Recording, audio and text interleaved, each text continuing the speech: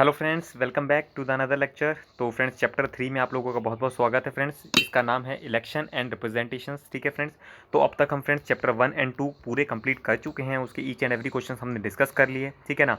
और उनके कार्टून्स के लिए भी जो अलग से एक प्लेलिस्ट बना रखी है, उसमें हमने फ्रेंड्स उनके वो भी इमेजेस की भी एनालिसिस डिस्कस कर चुके हैं। ठीक है, आप चाहते हैं तो प्लेलिस्ट पे जाकर उसको भी देख सकते हैं फ्रेंड्स। तो ठीक है, अब इसमें जो हमारा पार्ट आएगा वो है हम इसके क्वेश्चंस को डिस्कस करेंगे। ठीक है, तो ईच एंड एवरी क्वेश्चंस को हमारे को डिस्कस करना है। तो चलिए सीधा क्वेश्चंस पर चलते हैं। तो क्वेश्चंस है आपका ये रहे। तो सबसे पहला क्वेश्चन क्या कहता है, which of the following resembles most a direct democracy. ठीक है ना। तो फ्रेंड्स, आप होप सो मैं आपसे इतना आशा कर सकता हूँ फ्रेंड्स, आप लोगों ने एक ब्रीफ जिस्ट आइडिया आपको होना चाहिए। ठीक है ना, अगर नहीं भी है तो कोई बात नहीं फ्रेंड्स, आप इस लेक्चर को ध्यान से सुनिए। जब आप इसकी कुछ क्वेश्चंस की अंडरस्टैंडिंग ले लेंगे तो आपको थोड़ा सा चैप्टर समझने में आसानी हो जाएगी, पहली चीज़। दूसरी चीज़ क्या है फ्रेंड, अगर आपको लगता है कि सर मुझे थोड़ा सा हमारे को चैप्टर समझने में कम आ रहा है, अगर आप उसको भी थोड़ा सा समझा सकते हैं क्लैरिटी के साथ, तो फ्रेंड्स मैं उसके लिए भी वीडियो बना सकता हूं। बट आप लोगों को, काफ़ी सारे लोगों को रिक्वेस्ट करनी पड़ेगी उसके लिए फ्रेंड्स, क्योंकि उसके लिए पूरा टाइम डिवोट करना पड़ता है। ठीक है ना, मुझे भी प्रिपरेशन उसके हिसाब से करनी पड़ती है। ठीक है ना, तो कहीं ना कहीं अब आप लोगों के विशेष पे डिपेंड करता है कि आप लोग कितना उसको सुनना चाहते हैं। ठीक है, चलिए, विच of the following resembles most a direct democracy. तो फ्रेंड्स देखिए, डायरेक्ट डेमोक्रेसी का मतलब होता है कि भाई बिल्कुल एक तरीके से लोएस्ट लेवल की अगर हम बात करें तो वहाँ कहीं हद तक हमारी चीज़ें पॉसिबल हो पाती हैं डायरेक्ट डेमोक्रेसी की। तो ठीक है, अब हम इसमें पढ़ लेते हैं फिर कहीं ना कहीं डायरेक्ट डेमोक्रेसी की कहाँ कहाँ बात आ रही है। फ्रेंड, फैमिली मीटिंग नहीं, क्लास मॉनिटर नहीं होगा, पॉलिटिकल पार्टी का कैंडिडेट नहीं, हाँ ग्राम सभा जो होता है फ्रेंड्स, इसको एक कॉन्स्टिट्यूशनल की तरफ से अगर देखा जाए तो इसमें आप डायरेक्ट डेमोक्रेसी की पार्ट दे सकते हैं। ऐसा मैं क्यों कह रहा हूँ फ्रेंड्स, क्योंकि अगर जब आपने पढ़ा होगा छोटे क्लासेस में अपने, आई थिंक आपने क्लास 6 में ये सब चीज़ें पढ़ी हुई हैं कि अगर जब भी आप 18 साल या उससे ग्रेटर एज के पर्सन हो जाते हैं तो आप उस ग्राम सभा के मेंबर बनने के लिए एलिजिबल हो जाते हैं और आपके पास राइट टू वोट आ जाता है। ठीक है, सेकंड क्वेश्चन है, which of the following task are not perform by the election commission. कहता है सारे टास्क करती है बट एक टास्क है जो इलेक्शन कमीशन नहीं करती।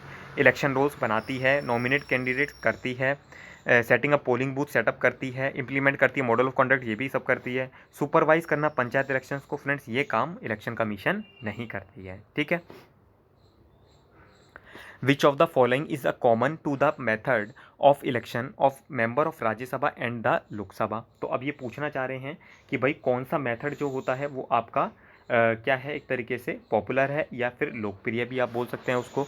तो फ्रेंड्स, मैं आपको बता देता हूँ कि देखिए, आप इसको चाहे तो कहीं लिख लीजिए प्लीज़, ये आपके लिए बहुत बहुत इंपॉर्टेंट है। ठीक है ना, तो अगर मैं आपसे बोलूँ कि जो राज्यसभा है, सबसे पहले राज्यसभा के लिए पूछा है, तो उसके लिए आप लिख सकते हैं प्रोपोर्शनल रिप्रेजेंटेशन, कहीं ना कहीं हमारा यूज़ होता है। और अगर लोकसभा की बात कर लेते हैं तो उसमें FPTP के तरीके से बोला जाता है।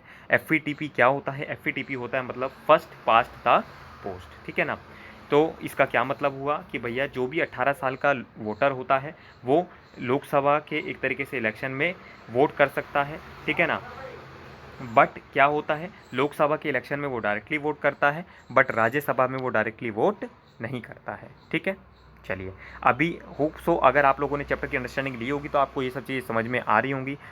मैं आपको पहले ही रिक्वेस्ट कर रहा हूँ फ्रेंड्स, हमारे को कुछ भी चीज़ रटनी नहीं है। अगर कहीं भी अगर आपको दिक्कत आती है, please free to ask, please comment कीजिए। ठीक है ना, मैं जैसे ही टाइम मिलता है उसका आपके लिए ज़रूर ज़रूर कोई आपका उसमें आपका आंसर का रिप्लाई कर सकता हूँ। ठीक है जी, चलिए, कहता है अब नेक्स्ट क्वेश्चन क्या है, इन द एफ बोलते हैं इसको friends, FETP post system, that candidate is declared winner who. तो उसमें विनर कौन होता है फ्रेंड्स, FETP में विनर होता है जिसके पास सबसे ज़्यादा वोट्स आते हैं। नहीं, ऐसा नहीं होता फ्रेंड, जिसके पास एक तरीके से दूसरे कैंडिडेट से ज़्यादा वोट मिलते हैं उसको हम विनर मान लेते हैं। अब हम इसमें चूज़ कर लेते हैं कि हमारा option secure the largest number of postal ballot, नहीं हाँ ये रहा हमारा friend C option, has the more votes than any other candidates in the constituency. ठीक है ना, तो ये होता है FETP का मेथड। ओके, चलिए, सिंपल था। What is the difference between the system of reservation of constituency and the system of separate electorate, why did the constitution makers reject the letter. तो फ्रेंड्स रिजर्वेशन की ये बात करके चल रहा है कि भाई जो एक सेपरेट इलेक्टोरेट का मतलब होता है और एक सेपरेट और रिजर्वेशन का मतलब होता है। तो फ्रेंड्स इसमें थोड़ा सा मैं आपको हिस्ट्री की बातें बता सकता हूँ अगर आप चाहते हैं सुनना, ठीक है। तो बेसिकली क्या हुआ था फ्रेंड्स, सबसे पहले जब हम लोग ब्रिटिशर्स के राज में थे तो फ्रेंड्स उन्होंने क्या किया था, मुस्लिम्स के लिए सेपरेट इलेक्टोरेट बनवा दिया था, ठीक है ना। और इसी के लिए, इसी के अनुसार देखा कि फिर 1906 में मुस्लिम लीग का गठन भी हो गया था। अब क्या हुआ था फ्रेंड्स, तो उसकी वजह से क्या हुआ, पर जब उन्होंने दलित्स के लिए भी एक तरीके से बोला कि भाई इनके लिए भी सेपरेट इलेक्टोरेट होगा, तो फ्रेंड्स महात्मा गांधी जी ने फास्ट अनटू डेथ शुरू कर दिया था। इसका क्या मतलब हुआ कि भैया अगर मेरी बात आपने नहीं मानी तो फिर मेरा मरण आपको स्वीकार्य होगा। तो फ्रेंड्स फिर उनका अंबेडकर जी के साथ और महात्मा गांधी जी के साथ डिस्कशन हुआ। उस डिस्कशन को अगर आप जानते हैं तो उसको फ्रेंड्स हम पूना पैक्ट के बारे में जानते हैं, ठीक है। तो पूना पैक्ट साइन हुआ था जिसमें ये बात हुई थी कि भाई जो भी दलित वगैरह हैं उनको रिजर्वेशन प्रोवाइड किया जाएगा, जो भी ओबीसी वगैरह के कास्ट से बिलोंग करते हैं, ठीक है ना। तो शेड्यूल कास्ट हो गया, शेड्यूल ट्राइब हो गया, ठीक है ना। तो उन लोगों को क्या है, रिजर्वेशन प्रोवाइड कीजिएगा। तो एक तरीके से फ्रेंड्स आप ये कह सकते हैं भाई सेपरेट इलेक्टोरेट हो गया या रिजर्वेशन हो गया, एक तरीके से फ्रेंड इन लोगों का गोल एक ही तरीके का है। गोल क्या है कि भाई उन सोसाइटी के लोगों को भी मेन स्ट्रीम के अंदर हमारे को लाकर खड़ा करना है। तो अब जब तरीका या रास्ते आप कह सकते हैं फ्रेंड्स अलग अलग हो सकते हैं, पर हमारी जो मंजिल है वो एक थी। तो फ्रेंड्स इसी तरीके से अब वो हमारी सोसाइटी का पार्ट है बट उनको रिजर्वेशन दे दिया गया, ठीक है ना। तो फ्रेंड्स कहीं ना कहीं ये इंपॉर्टेंट था कॉन्सेप्ट जो आपको समझ में आना चाहिए, system of reservation and system of separate electorate, ठीक है।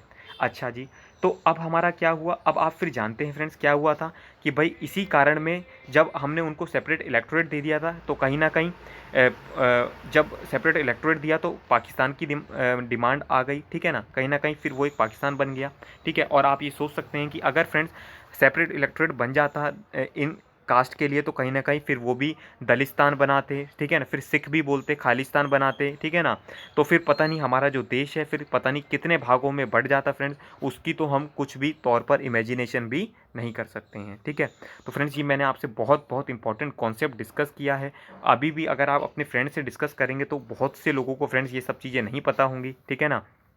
तो होप सो अगर आप मेरा वीडियो सुन रहे हैं, होप सो अगर आप लोगों को अच्छा लगता हो तो प्लीज़ फ्रेंड्स वीडियो को आप लाइक कर सकते हैं, शेयर कर सकते हैं और कमेंट भी कर सकते हैं, ठीक है ना। तो आप मुझे जो आपका मोटिवेशन है वही मुझे मोटिवेट करता है आप लोगों के लिए डिफरेंट डिफरेंट चैप्टर्स के और सब्जेक्ट्स के वीडियो लाने के लिए, ठीक है ना। तो चलिए, तो फ्रेंड्स इसी तरीके से आप ये कॉन्सेप्ट अगर इसमें डिस्कस करेंगे तो आप लोगों को कॉन्सेप्ट क्लियर रहेगा। अब हम नेक्स्ट क्वेश्चन की बात कर लेते हैं। क्वेश्चन 6 क्या बोलता है, which of the following statement are incorrect, मतलब बाकी सारी स्टेटमेंट सही हैं, एक स्टेटमेंट इसमें इनकरेक्ट है, ठीक है ना।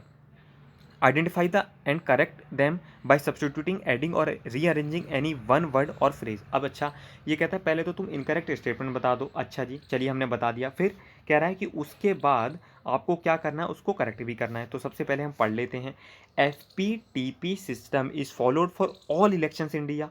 तो फ्रेंड्स ये तो बिल्कुल गलत बात है, मैंने आपको पहले ही क्लियर कर दिया था कि जो FPTP फॉलोड होता है सारे इलेक्शन के लिए, बट अगर आपका प्रेसिडेंट का इलेक्शन होता है तो फ्रेंड्स FPTP नहीं यूज़ करते, वाइस प्रेसिडेंट का इलेक्शन होता है तो FPTP यूज़ नहीं होता है, राज्यसभा का इलेक्शन होता है तो FPTP यूज़ नहीं हो सकता है, विधान परिषद का इलेक्शन होता है तो ये सब चीज़ें यूज़ नहीं होती हैं।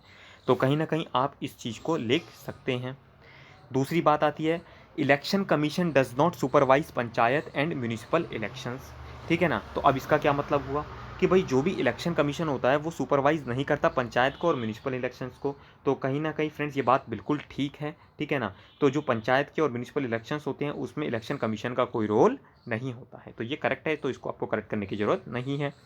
President of India can not remove an election commissioner, तो क्या ये बात फ्रेंड्स करेक्ट है या रॉन्ग है।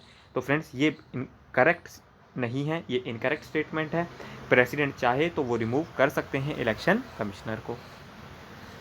अच्छा जी ठीक है जी, तो फिर अब सेकंड लास्ट स्टेटमेंट है, appointment of more than one election commissioner in the election commission is mandatory, क्या हमारे को एक से ज़्यादा इलेक्शन कमिश्नर अपॉइंट करना ज़रूरी है। तो फ्रेंड्स ऐसा नहीं है कि उनको मैंडेटरी हो, आप चाहें तो सिर्फ एक इलेक्शन कमिश्नर भी अपॉइंट कर सकते हैं, ठीक है जी। चलिए, क्वेश्चन 7th डिस्कस कर लेते हैं। Indian electoral system aims at ensuring representation of socially disadvantaged sections. However, we have only 12% women members in our legislatures. What measures would you suggest to improve the situations? तो basically कहना चाहते हैं कि friend देखिए, हमारी जो population है उसमें 50% अप्रॉक्सीमेटली फ्रेंड्स वेमेंस का है, ठीक है ना। बट जब हम उनकी रिप्रेजेंटेशन की बात करते हैं, ठीक है ना, लेजिस्लेचर में जहाँ पर कानून बनते हैं वहाँ पर सिर्फ उनका जो परसेंटेज है वो सिर्फ मामूली 12% का है, ठीक है ना। तो कहीं ना कहीं फ्रेंड्स ये बात रखी गई कि भाई इतना कम क्यों है उनका परसेंटेज। तो फ्रेंड्स कहीं ना कहीं ऐसा क्यों है, देखिए अगर अब देखा जाए तो फ्रेंड्स पंचायत वगैरह में बात करें तो फ्रेंड्स वहाँ पर आपको 1/3 की अगर हम बात करते हैं तो वहाँ रिजर्वेशन की बात हो चुकी है, ठीक है ना। कहीं ना कहीं अभी पार्लियामेंट का जो वो बिल है उनका वो पेंडिंग पड़ा हुआ है, ठीक है ना। तो यही सारी उनमें थोड़ा सा अवेयरनेस लाना पड़ेगा, ठीक है ना। उनको बहुत सारी अपॉर्चुनिटीज़ भी हैं, ठीक है फ्रेंड्स, बट उसके साथ साथ उनको पॉलिटिक्स के लिए भी मोटिवेट करना पड़ेगा। आप जैसे लोगों को ही फ्रेंड्स, चाहे ब्यूरोक्रेसी में आए चाहे आप पॉलिटिशियंस बने फ्रेंड्स, आप लोगों को ही मेहनत करके वो सब चीज़ें अचीव करनी है, ठीक है ना। तो हो सकता है कि जब आप लोगों को इस सब्जेक्ट की इंपॉर्टेंस पता चलेगी कहीं ना कहीं, तो आप लोग वो सब इनिशिएटिव ले सकते हैं, ठीक है। चलिए फिर नेक्स्ट है फ्रेंड्स आपका, कहता है here are some wishes expressed in a conference to discuss अ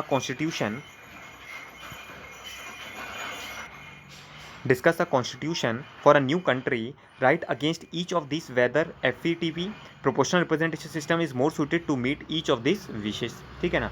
तो अब हमारे को फ्रेंड्स बताना है कि किसके लिए कौन सा मेथड बेस्ट रहेगा। चलिए एक एक करके हम पढ़ ही लेते हैं। अब तो हमारे को काफ़ी हद तक अंडरस्टैंडिंग मिल भी गई है दोनों की। People should clearly know who is their representative so that they can hold him or her personally accountable. तो फ्रेंड्स अगर आप चाहते हैं कि उसको आप पर्सनली अकाउंटेबल करें तो आपको FPTP यूज़ करना पड़ेगा, क्योंकि फ्रेंड्स प्रोपोर्शनल रिप्रेजेंटेशन में आप क्लियरली पर्सनली अकाउंटेबल नहीं कर पाते, ठीक है। चलिए सेकंड पढ़ लेते हैं। We have small linguistic minorities who are spread all over the country, we should ensure fair representation. कि भाई जो लिंग्विस्टिक माइनॉरिटीज़ है फ्रेंड्स, कोई मान लीजिए कोई भी लैंग्वेज है, कल्चर है, वो बहुत कम माइनॉरिटीज़ में बहुत कम लोग हैं, तो उसके लिए आप क्या कर सकते हैं, उसके लिए फ्रेंड्स आप प्रोपोर्शनल रिप्रेजेंटेशन यूज़ कर सकते हैं। ये नाम में ही बता रहा है फ्रेंड्स कि आपको प्रोपोर्शनली रिप्रेजेंटेशन, एक तरीके से आपका फेयर रिप्रेजेंटेशन प्रोवाइड कर चलेगा। There should be no discrepancy between votes and seats for different parties. अब इसका क्या मतलब हुआ कि भाई, इसका क्या मतलब हुआ कि भाई कहीं ना कहीं आपको क्या करना है, प्रोपोर्शनल रिप्रेजेंटेशन की यूजेज से ही आप क्या कर सकते हैं, डिस्क्रिपेंसी को कम कर सकते हैं। किसके बीच में जो है, वोट्स के बीच में है और सीट्स के बीच में है, उसको आप किस से यूज़ रोक सकते हैं, PR से रोक सकते हैं फ्रेंड्स। अगर फ्रेंड्स आपको डिटेल में भी ये मेथड कुछ समझ में नहीं आ रहा है तो फ्रेंड्स आप वैसे तो अपनी बुक से आप क्लैरिटी ले सकते हैं, नहीं तो फ्रेंड्स मैं आपको एक बात और कहूँगा, जब भी आप थोड़ी सी डिटेल्ड क्लासेस में, जब आप हायर क्लासेस में जाएंगे तो आपको डिटेल में पढ़ने को मौका मिल सकता है, और नहीं तो आप अपनी तरफ से भी थोड़ा सा रिसर्च कर सकते हैं फ्रेंड्स, ठीक है ना। अब आप 11th क्लास में हैं फ्रेंड्स, तो आपसे इतना तो एक्सपेक्ट किया जा सकता है कि आप लोग ये चीज़ें थोड़ा सा ऑब्जर्व कर सकते हैं कि सोसाइटी में भाई किस तरीके से हमारे इलेक्शंस कंडक्ट होते हैं। तो आप थोड़ा सा भी एक माइन्यूटली ऑब्जर्व करेंगे तो आपको ये सब चीज़ें समझ में आ जाएगी, ठीक है। चलिए क्योंकि फ्रेंड्स देखिए मेरे पास भी फ्रेंड देखिए क्या होता है, टाइम जो होता है क्वेश्चंस के साथ ही लिमिटेड होता है, ठीक है ना। फिर मुझे आपका फिर दूसरा चैप्टर अदर जो आपके सब्जेक्ट्स हैं वो भी बनाने होते हैं कहीं ना कहीं, ठीक है ना। तो मैं आपसे वो डिटेल में भी डिस्कस कर सकता हूँ, बट कहीं ना कहीं जो सिर्फ स्टूडेंट्स फ्रेंड सिर्फ एग्ज़ाम पर्पज़ के लिए या फिर जो सिर्फ क्वेश्चंस की अंडरस्टैंडिंग के लिए वो ये लेक्चर देख रहे हैं, तो कहीं ना कहीं फ्रेंड्स उसका जो उनका जो इंटरेस्ट है वो कहीं ना कहीं इफेक्ट करता है। हाँ, अगर आप लोग चाहते हैं कि सर इन टॉपिक्स पर आप सेपरेटली वीडियो बना दीजिए, तो फ्रेंड्स ये मैं आपके लिए काम कर सकता हूँ, बट उसके लिए फिर आपको रिक्वेस्ट अलग से करनी पड़ेगी, ओके। चलिए, people should be able to elect a good candidate even if they do not like his or her political party. तो फ्रेंड इसमें अगर आप कहेंगे तो आप FETP यूज़ करके उस चीज़ को प्रोटेक्ट कर सकते हैं, ओके। चलिए फिर नेक्स्ट क्वेश्चन की हम बात कर लेते हैं। कहता है a former chief election commissioner joined a political party. एक फॉर्मर चीफ इलेक्शन कमिश्नर था फ्रेंड, ठीक है ना। आप समझ रहे हैं कि मतलब इसी फर्स्ट लाइन में देखिए कितनी मेन बात बोल रखी है कि एक पहले ऐसे फॉर्मर चीफ कमिश्नर है, मतलब जो कि पहले इलेक्शन को कंडक्ट करवाते थे और जो भी पॉलिटिकल पार्टी के मेंबर्स होते थे उनको एक तरीके से गलत डिसीजन लेने के लिए उनको पनिश करते थे, ठीक है ना। कहीं ना कहीं इनके बड़ी पावरफुल पोजीशंस होती थी। अब वो कह रहे हैं कि भाई अब उनका रिटायरमेंट हो गया तो वो कह रहे हैं भाई मैं तो एक पॉलिटिकल पार्टी ज्वाइन कर लेता हूँ, ठीक है ना। फिर मतलब उनका भी इलेक्शन लड़ने का मूड होगा। तो कहीं ना कहीं फ्रेंड्स अब हमारे को क्या हो जाना चाहिए, क्वेश्चन हो जाना चाहिए कि भाई कुछ गड़बड़ है, ठीक है जी। चलिए, क्योंकि फ्रेंड देखिए सिर्फ इंग्लिश नहीं है ये, अगर आप कहेंगे कि भाई मैं आपको इंग्लिश की हिंदी करके बता रहा हूँ फ्रेंड्स, तो फिर मैं रिक्वेस्ट करूँगा फ्रेंड्स आप लोग ये वीडियो ना देखें, इसको कंटिन्यू ना कीजिए, क्योंकि फ्रेंड्स मैं जानना चाहता हूँ आपसे कि भाई आप इस सब्जेक्ट के जो अंदर स्पिरिट है, जैसे कहते हैं ना कि भाई लॉ को आपको लेटर में भी अप्लाई करना है और प्लस स्पिरिट में भी अप्लाई करना है कहीं ना कहीं, ठीक है ना। तो हमारे को इस बात को भी ध्यान में रखकर चलना है। चलिए, अब एंड कॉन्टेस्टेड इलेक्शंस, अब देखिए फिर वही बात आ गई कि भाई कॉन्टेस्ट करना है उनको election. There are various views on this issue.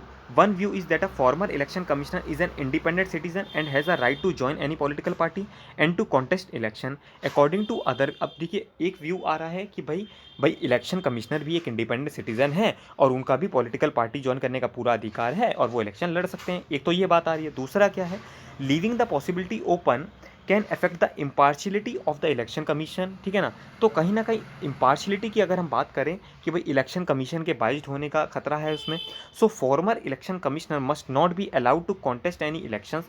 Which position do you agree with and why, ठीक है। तो फ्रेंड्स आपको अगर ये क्वेश्चन अच्छे से समझ में आया तो प्लीज़ मैं आपसे रिक्वेस्ट करूँगा कि प्लीज़ एक बार आप क्या कीजिए, वीडियो को पॉज कीजिए, ठीक है, और आप एक तरीके से अपने पीसफुल माइंड से सोचिए कि इसका आंसर क्या होना चाहिए। देखिए अभी आपने वो डिटेल में कॉन्स्टिट्यूशन को नहीं पढ़ा है, ठीक है ना, उनके क्या क्या आर्टिकल कुछ कहते हैं उसके बारे में आपको अवेयरनेस नहीं है, ठीक है।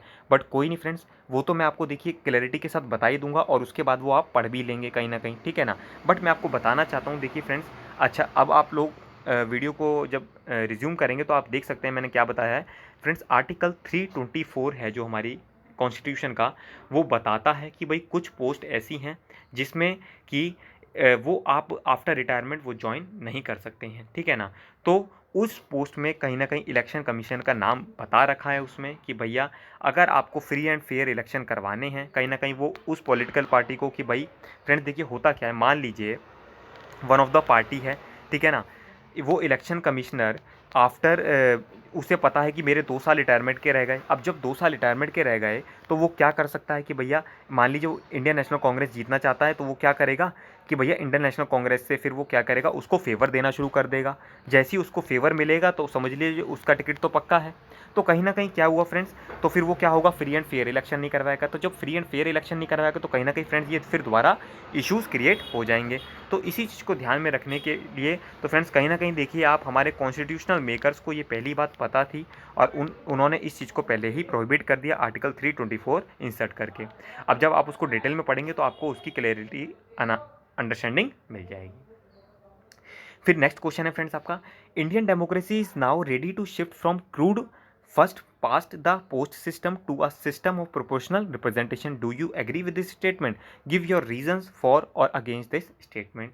तो फ्रेंड्स बेसिकली अगर हम बात करें तो देखिए अभी भी जो हमारी कंट्री है सिस्टम ऑफ प्रोपोर्शनल रिप्रेजेंटेशन को एक्सेप्ट करने के लिए अभी भी बिल्कुल तैयार नहीं है।